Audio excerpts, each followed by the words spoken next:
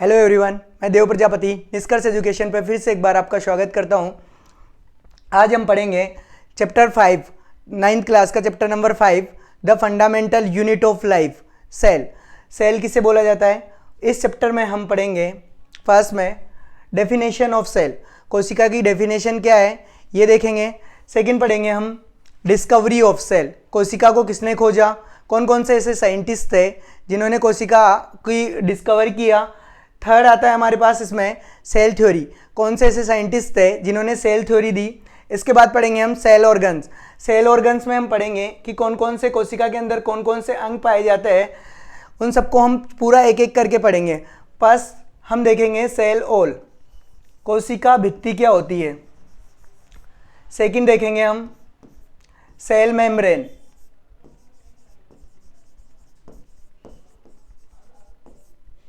Third पढ़ेंगे हम cytoplasm, कोशिका द्रव्य क्या होता है। फोर्थ पढ़ेंगे हम न्यूक्लियस, केंद्रक क्या होता है। फिर पढ़ेंगे गोल्जी अपरेटर्स। फिर पढ़ेंगे हम एंडोप्लाज्मिक रेटिकुलम क्या होती है। Endoplasmic reticulum. इसके बाद पढ़ेंगे हम लाइसोसोम क्या होता है, राइबोसोम क्या होते हैं, प्लास्टिड क्या होता है। ये सारा हम एक एक करके पढ़ रहे होंगे। डेफिनेशन ऑफ सेल क्या होती है, सेल इसके बारे में पढ़ेंगे। सेल क्या होती है, सेल की डेफिनेशन होती है द बेसिक फंक्शनल यूनिट जो होती है वो सेल होती है। हमारी बॉडी की फंक्शनल और स्ट्रक्चरल यूनिट जो होती है वो होती है cell, structural and functional unit.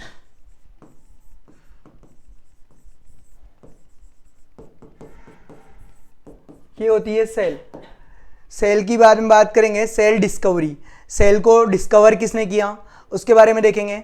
तो सबसे पहले सेल को डिस्कवर किया 1665 में रॉबर्ट हुक ने। सबसे पहले सेल को डिस्कवर किया रॉबर्ट हुक ने 1665 में। इसने किया एक कॉर्क से। कॉर्क को अगर जैसे ही इसने माइक्रोस्कोप से देखा तो इसे एज इट इज एक हनी बी कॉम कंपार्टमेंट की तरह, एक मधुमक्खी के छत्ते की तरह स्ट्रक्चर दिखाई दी। इसने इसका सेल नाम दिया या इसे लिटिल रूम लाइक स्ट्रक्चर से कंपेयर किया।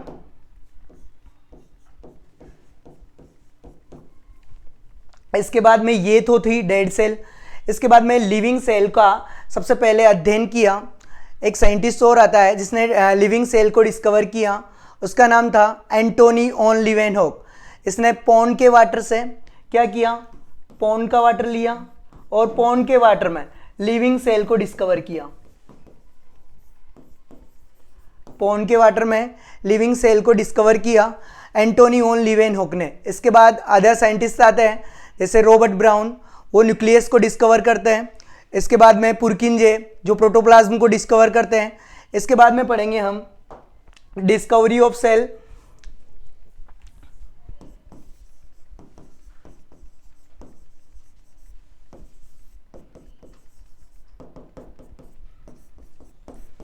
जैसा हमने बताया कि सेल को डिस्कवर किया 1665 में रॉबर्ट हुक ने।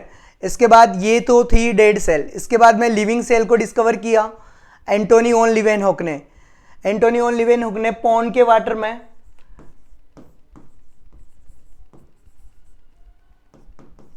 लिविंग सेल को डिस्कवर किया।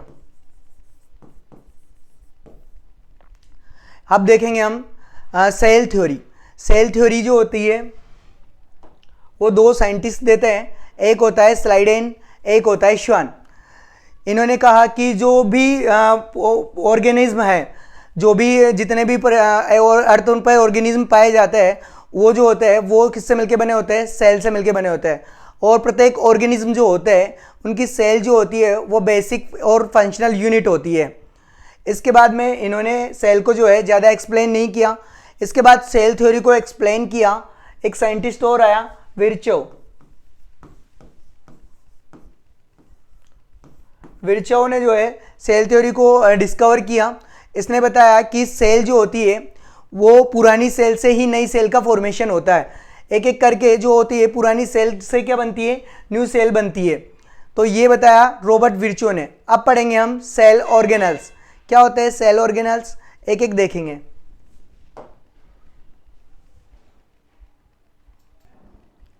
सेल ऑर्गन्स क्या होते हैं इनके बारे में पढ़ेंगे। तो हम पहले बेसिक एक डायग्राम देख लेते हैं सेल का। क्या होता है सेल, तो जो फर्स्ट की आउटर कवरिंग होती है वो होती है सेल ऑल। क्या होती है, सबसे जो बाहर की लेयर होगी वो होगी सेल ऑल। इसके बाद जो सेकंड लेयर आएगी ये तो हो गई प्लांट सेल की बात। अब अगर हम बात करें एनिमल सेल की, तो एनिमल सेल में जो अंदर वाली मेम्ब्रेन होगी वो होगी सेल मेम्ब्रेन। इसे एक और बोला जाता है प्लाज्मा मेम्ब्रेन।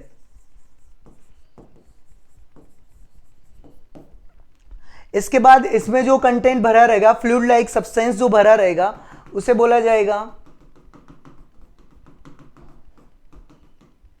साइटोप्लाज्म, कोशिका द्रव्य। इसके बाद में होगा इसमें एक अंदर एक और ऑर्गेनल्स होगा, वो होगा न्यूक्लियस।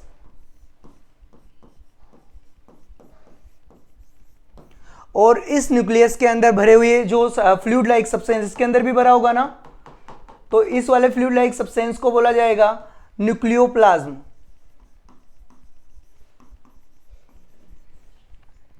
ये न्यूक्लियोप्लाज्म होगा। इसके बाद जो साइटोप्लाज्म और न्यूक्लियोप्लाज्म दोनों को मिला के बोला जाता है प्रोटोप्लाज्म।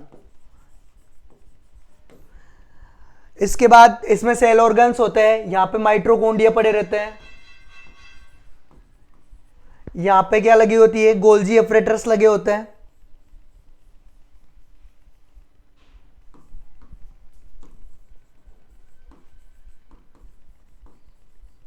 इसके बाद में यहां पे लगी होती है एंडोप्लाज्मिक रेटिकुलम।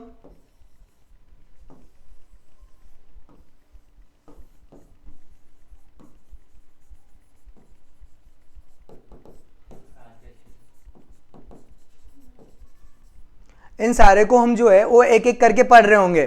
तो हम देखें कि सेल को कैसे देखें, तो हम इसको कंपेयर करते हैं। एक तुमने लिया खाली गुब्बारा, सेल को हम एक गुब्बारा मान सकते हैं। उसकी जो सबसे बाहर की जो लेयर होगी गुब्बारे की, उसे बोला जाएगा सेल मेम्ब्रेन। अगर एनिमल सेल है तो सेल मेम्ब्रेन बोला जाएगा, अगर प्लांट सेल है तो क्या बोला जाएगा, सेल ऑल। क्या बोला जाएगा, सेल ऑल। देखते हैं आगे। उस गुब्बारे के अंदर एक और गुब्बारा भरते हैं, या छोटा वाला गुब्बारा, उसे बोल देंगे हम न्यूक्लियस। और उसके अंदर भी पानी भरा हुआ है तो उसे बोला जाएगा न्यूक्लियोप्लाज्म। और जो इस वाला जो बड़ा वाला गुब्बारा था, इसके अंदर भी अगर हम पानी भर दें तो इसे क्या बोलेंगे, साइटोप्लाज्म। ये सब हम देखेंगे। इन सारे सेल ऑर्गेनल्स को हम एक एक करके डिस्कवर करेंगे क्या होते हैं सेल ऑर्गेनल्स। अब देखेंगे हम फर्स्ट में। इससे पहले हम जो है सेल के थोड़े बहुत और भी चीज़ें जान लेते हैं जो बेसिक है।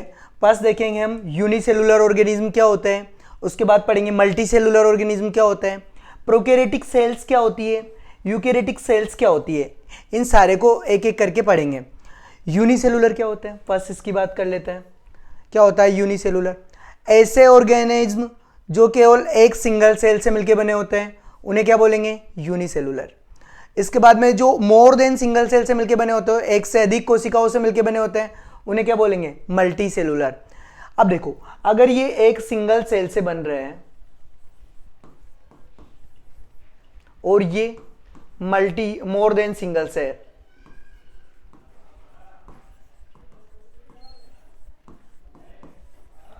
ये तो सिंगल सेल से मिलके बनेंगे और ये बनेंगे मोर देन सिंगल सेल से मिलके।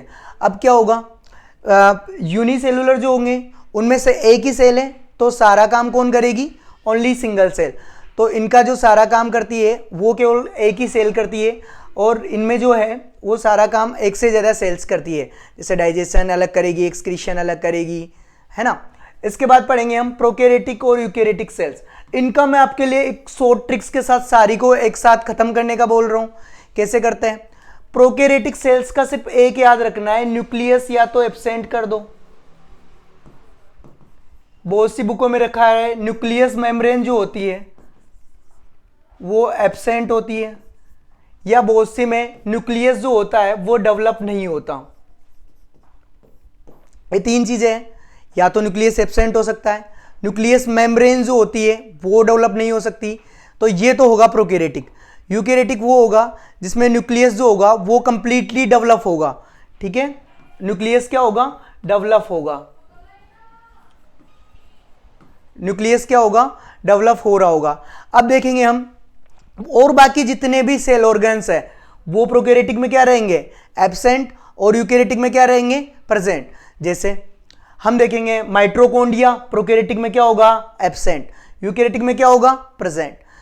न्यूक्लियस यूकैरियोटिक में क्या, प्रोकैरियोटिक में क्या, एब्सेंट, यूकैरियोटिक में क्या पढ़ेंगे, प्रेजेंट। इसके बाद प्लास्टिड क्या होगा, प्रोकैरियोटिक कोशिका में प्लास्टिड एब्सेंट और इधर प्रेजेंट। इसके बाद में एंडोप्लाज्मिक रेटिकुलम की बात करें तो एंडोप्लाज्मिक रेटिकुलम प्रोकैरियोटिक कोशिका में क्या होगी, प्रेजेंट होगी, और यूकैरियोटिक कोशिका में क्या होगी, एब्सेंट होगी। ये सारे हम जितने भी सेल ऑर्गेनल्स है उनको प्रोकैरियोटिक सेल में हमें एब्सेंट करना है, और यूकैरियोटिक सेल्स में हमें सारे सेल ऑर्गेनल्स को जो है प्रेजेंट करना है। यही डिफरेंस बिटवीन होता है, कितने भी लिख सकते हैं हम, कितने डिफरेंस है ये सारे लिख सकते हैं हम, difference between eukaryotic and prokaryotic में जितने भी लिखना चाहो उतने लिख सकते हैं, ठीक है। एग्जाम्पल की बात करें, प्रोकैरियोटिक सेल का एग्जाम्पल बोले जाता है वो होता है बैक्टीरिया, एक होता है माइक्रोप्लाज्मा। यूकैरियोटिक सेल्स की बात की जाए तो इसमें क्या आएंगे, एक तो प्लांट जितने भी पौधे हैं, और एनिमल जितने भी जंतु हैं, ये सारा हम पढ़ रहे होंगे, ठीक है।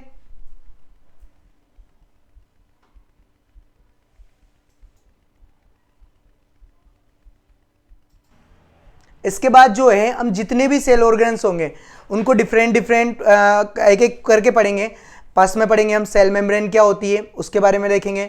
सेकंड पढ़ेंगे साइटोप्लाज्म क्या होता है, सेल के अंदर जो भरा रहता है ना फ्लूइड लाइक सब्सटेंस, वो क्या होता है।